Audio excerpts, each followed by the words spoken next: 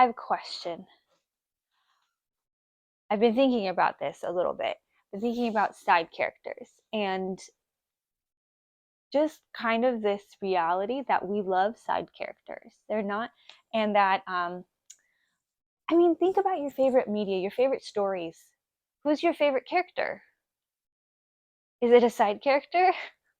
Because it is mine. Like, most of the time, like the main character, I'm kind of like, I guess they have to be here, but they're not my favorite, but they're not terrible.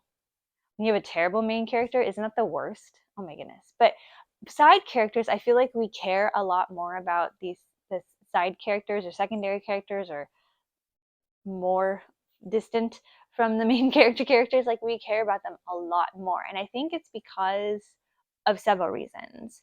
I think first, we care about side characters more than the main character because the main character has to be there in order to tell the story. They're the ones whose, point of view we're looking through, or, they're the, leading the plot along because we're following them. They have to be there. And we're kind of like, all right, we're stuck with you for the story. Here we go. That's fine. The side characters, they have to earn their keep. Like, especially this day and age, like post Game of Thrones, everybody's got to earn their keep or they're out of here. Like, we might lose them.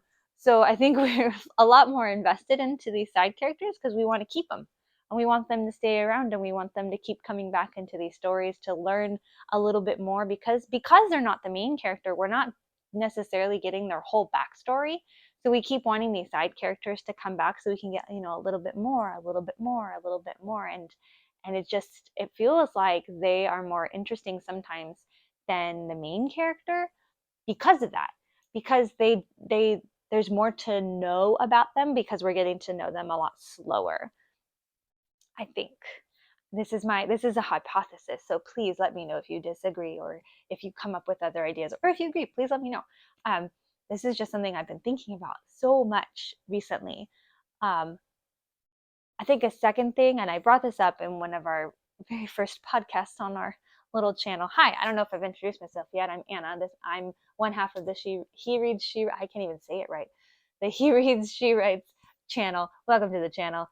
Let's get back into it. I think a second part of side characters that makes them so interesting to us and rich and important is they're often the ones carrying the theme for the story, or at least having the theme come through in them. I think my favorite example, which I have brought up before, is Sam in Lord of the Rings. He's the one who's giving us the theme of what's the point? What is the point of conflict and war and the pursuit of peace and suffering? Like, what is the point? What is the point? Why are we doing this? And that's really fun. And he gets the theme of the normal life, of a peaceful life, of those kinds of things, which were all very important to Tolkien.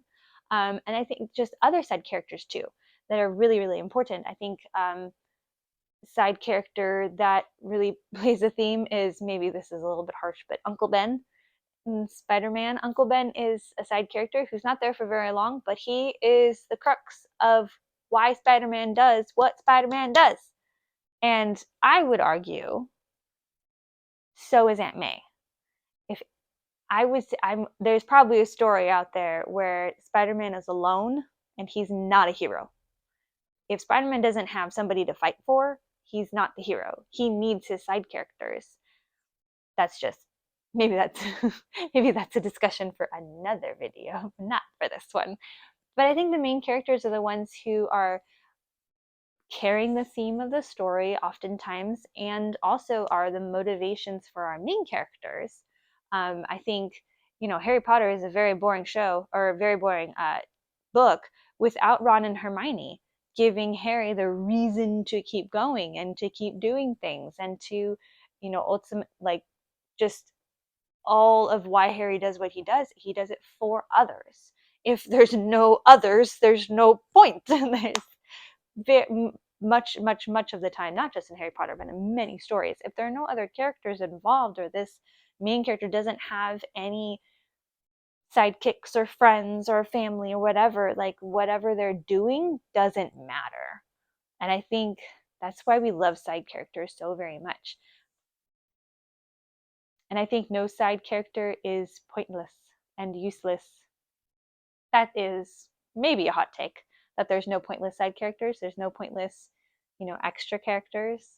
And that's maybe because I love side characters so very much. And maybe this is just me saying, I love side characters. Please add side characters into your stories and make them wonderfully complex and interesting. But don't tell us their story. I don't, as soon as they become the like main character in like a side story, I don't care. I don't care.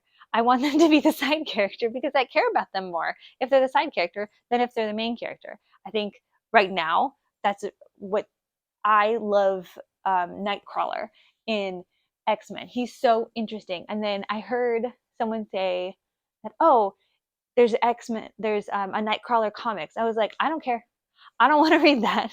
I want to see Nightcrawler in the team dynamic. I want to see him as, I don't want to see him as the main character because he's not as interesting then. He's interesting as a side character supporting everybody else. Like that's, maybe that's a hot take. Don't make your side characters the main character or you'll ruin it. That's just, ooh, spicy. But yes, so our side characters are so very, very important. I think that's why we love, we, those of you who partake in games like Dungeons and Dragons, I think that's why we love Dungeons and Dragons, is because we can all be a side character and be very, very interesting and don't have to carry the weight of being the main character. I think that's also why we like ensembles. Like Guardians of the Galaxy is just an ensemble, which is a bunch of side characters mooshed together in a trench coat. They're doing the trench coat Muppet thing. That's what ensembles are. So they're all one character together, but it's a bunch of side characters who we don't really want to see them by themselves. We want to see them with people because that makes them better. And that's, I like that. I like that idea that like we like ensembles stories so much because it's all the side characters together. And that's really fun because we love side characters. This is my theory. This is my theory. I need my tea. Get my tea. Speaking of side characters, I know. I love this mug. I love this mug. I think that's why we like side characters so much. They don't have to carry the weight of the story or of, kind of the heavy stuff. They get to just be there and earn their keep. Apparently, because apparently we can kill off side characters. We need to stop doing that. Stop fridging my favorite people. It's not okay. Yeah, our side characters. We love them so very much.